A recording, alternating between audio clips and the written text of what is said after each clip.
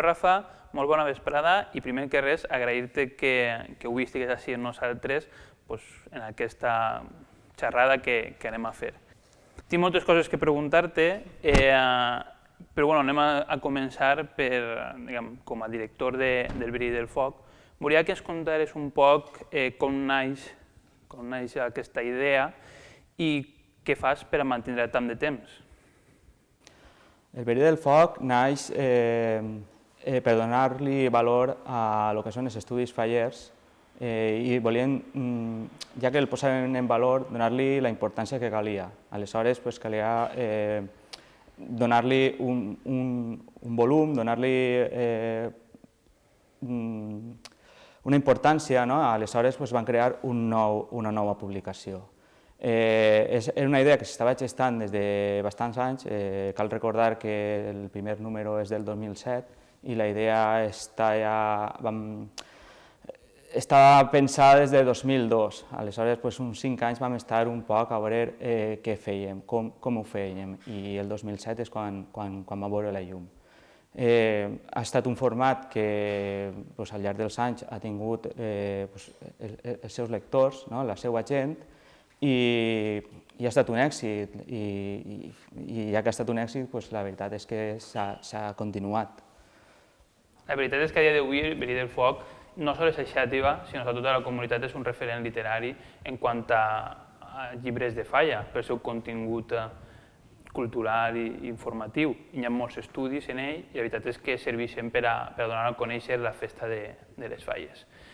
I sobretot el fet d'allargar-ho tant en el temps és una senyal que s'està treballant molt bé. Per aquesta part puc donar l'enhorabona. Abans del Verí del Foc havies treballat havies participat en altres publicacions a nivell també de les falles de Xàtiva, no? Crec recordar. Sí, jo en clave en el que és el món del llibret, crec recordar l'any 94 vaig començar a pertànyer al consell de redacció del que era el llibre de la falla, i ja en l'any 95, enguany,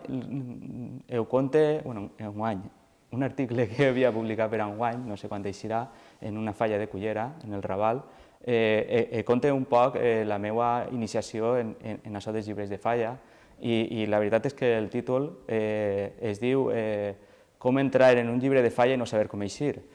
I és així, no? Vaig començar en l'any 95 i per curiositat vaig començar fent la coberta del llibre, i a partir d'ahir ja vaig un poc començar a gestionar i a dirigir el que han estat els llibres de la falla. A poc el món de la investigació i de les falles m'ha anat agradant i a poc he anat aprenent. No tinc cap estudi universitari relacionat amb l'estudi o amb la història, però de mode autodidacta he anat ensenyant-me i aprenent dels mestres, bàsicament. Sí, la veritat és que són molts anys, com molt bé has dit, que portes en aquest món. Més o menys, quants articles estàs escrivint a l'any, últimament? Els últims anys he estat escrivint al voltant entre 10 i 15 articles. Vull dir, els últims 10 anys de ben segur que la mitjana està per ahí, entre 10, 15, 16 el màxim. Una barbaritat. La veritat és que sí, la veritat és que és un nombre d'articles important que algun dia podràs inclús editar aquests volums propis d'història de les falles. Els llibres avui en dia estan marcant una tendència positiva en el col·lectiu faller, per el que es comenta i el que es viu. Què penses d'aquest fet? Està el llibre en el lloc que es correspon? Jo crec que la pregunta és un sí, però jo li posaria un asterisc al sí, perquè jo crec que, no sé, és una situació que comença a preocupar-me.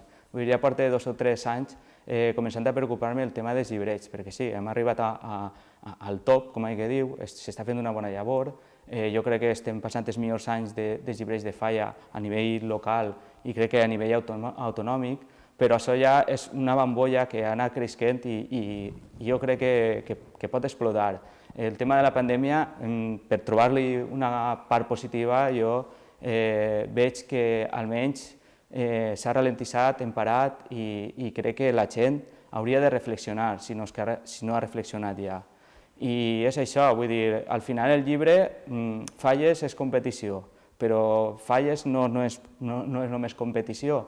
I al final el llibre s'està convertint, crec jo, en un producte competitiu, vull dir, en un cotxe de Fórmula 1.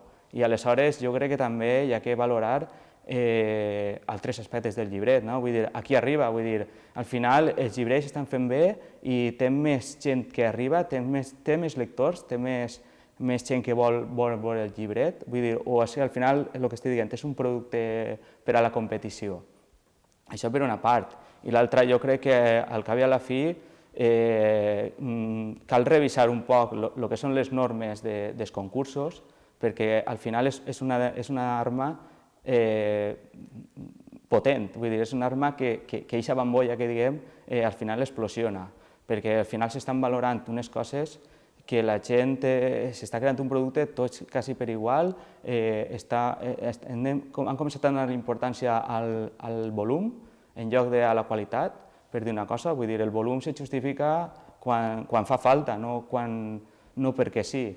Aleshores, estem saturant els escriptors, s'estem saturant, estem escrivint en els mateixos llibres perquè sí, vull dir, al final també aquesta qualitat se va perdent, perquè vull dir, jo faig 10, 15, però altres, Joan Castelló, Ivan Esbrí, Joan Quilis, José Luis Lagardera, molta gent està escrivint 10 i 15 articles també, i al final sempre arribant a l'últim dia, escrivint ràpidament, copiant, vull dir, n'hi ha llibres que s'han premiat amb moltes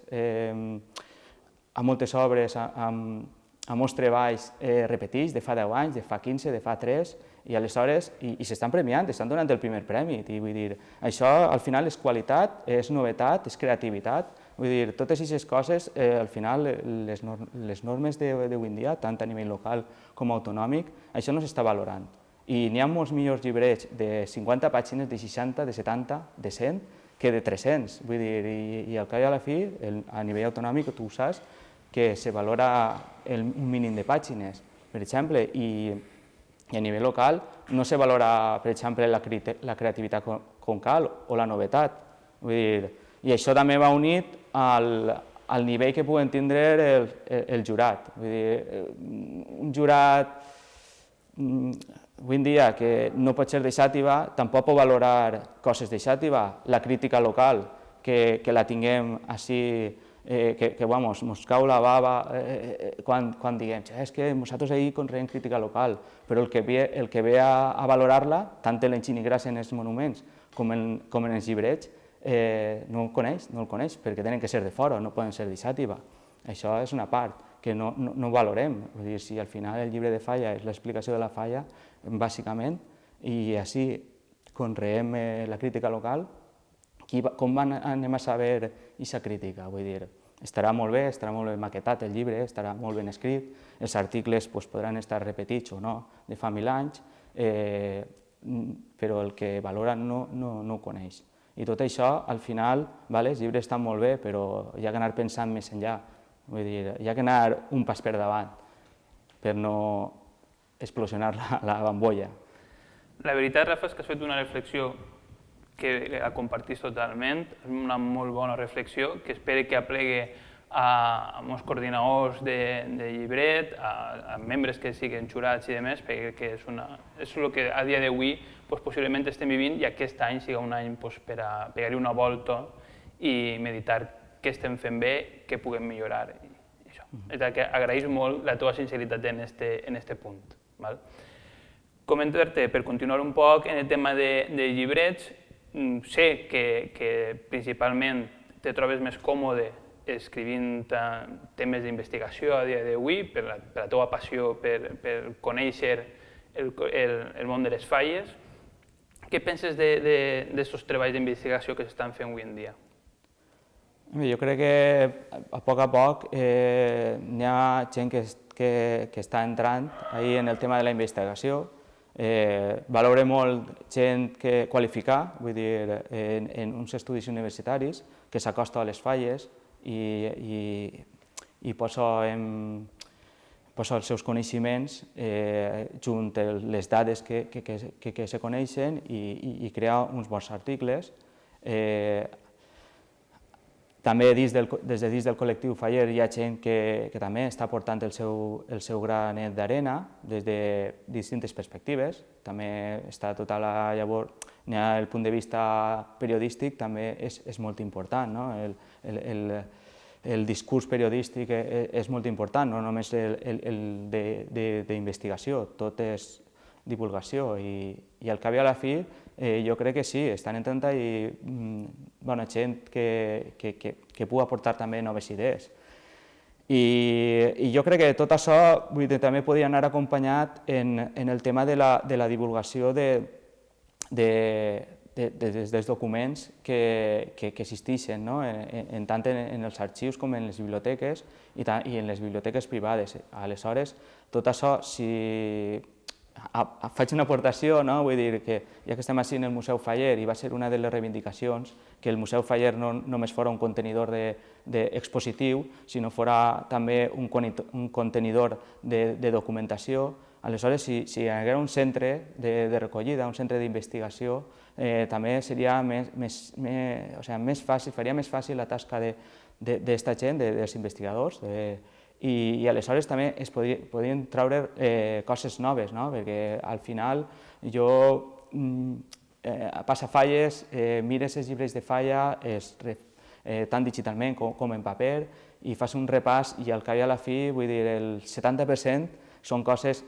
que almenys a mi me són conegudes, vull dir, o coses que ja s'han repetit. Aleshores només ens queda un 30% de cosa nova, i jo crec que això és el que més també enganxa, vull dir, una foto nova, un llibret nou que vas coneguent, vull dir, és superimportant també, vull dir, ampliar un poc els coneixements. I jo crec que, en el que te refereixes, jo crec que estem a un bon nivell d'investigació, però que al final el que més valora també és la nova gent, la nova gent que va entrant. Molt bé. Com hem comentat, al teu historial figuren centenars d'articles. M'agradaria, si poguera ser, que en destacares un, que no que hagis sigut més premiat, sinó que més content hagis estat quan li has posat el punt i final. N'hi ha molts articles que quan has fet el treball t'has sentit satisfet, més que res per el resultat final, i que n'hi ha també temes que són més còmodes de tractar i que m'agraden més. Altres és del que estem parlant, vull dir, al final 15 articles, la meitat són mare meva, això i jo què faig d'això aquí, menut rotllo, a veure de què escric o a veure com és d'esta. I altres, si t'agraden, un poc, conforme vas escrivint, a poc vas traient-li coses, vull dir, i redondejar-lo en tot per conformar un bon article. Però, independentment dels premis, que és el que estàs dient, al final jo em quedaria en un dels premis, d'un dels premis Bocaords, que és el del tema de l'article dels artistes fallers, de la recapitulació d'artistes fallers des de 1866 fins a 1950 o això. Vull dir que damunt va ser una cosa xula perquè jo vaig fer la primera part fins a l'any 30 i pico i des de l'any 30 i pico fins al 60 va ser Joan Quilis el que va fer la segona part, per dir-ho d'una forma, i els dos van ser finalistes a Premi Mocador. Així que jo, aquest article, vull dir, més que res perquè també vam recuperar la biografia de molts artistes fallers, alguns ja coneguts, altres coneguts només per el nom i d'altres que no se sabien. I aquest tema que sí que m'apassiona més, el tema d'artistes i cadafals, em quedaria en aquest article. Molt bé. Passem al Museu Faller, que ens has parlat fa un moment. Va ser part de l'equip que el va fer possible, vas participar activament en ell. Han passat ja uns quants anys i al final es tracta d'anar millorant i anar polint coses. Què penses que, a part de l'arxiu, anem a dir, gràfic i de documentació, què més que veus que se pot tratar en aquest museu? A veure, quan es va crear el Museu Faller, independentment de que fora en temps electoral o fora una promesa electoral, el museu al cap i a la fi va estar enllestit pensat i meditat i enllestit, va estar en poc més de 2 mesos. Vull dir, al final el resultat va ser el que va ser. N'hi ha moltes coses positives que podem valorar, un poc el que és la posada en marxa amb tot el tema del Felip V i un poc l'escenografia, jo crec que és bastant atractiu i està bastant bé.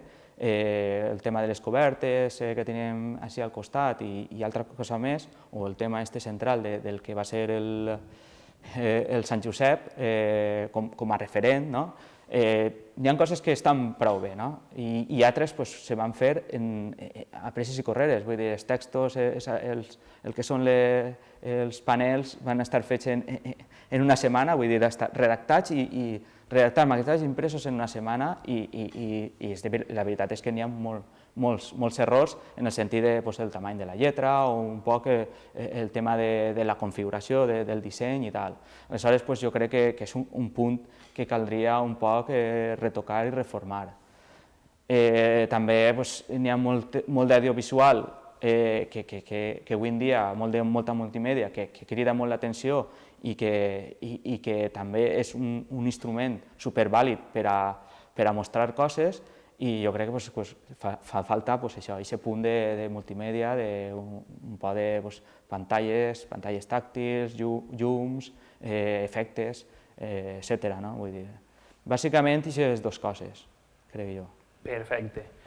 Bé, Rafa, agraïs molt que hagis compartit la teva opinió i el teu pensar en tots els aspectes que hem parlat. Per a nosaltres és un orgull tindre't així. I res, acomiadar-te, donant-te les gràcies conforme t'he dit i esperem que pront puguem tornar al carrer i editar llibres i anar treballant. Molt bé, moltes gràcies.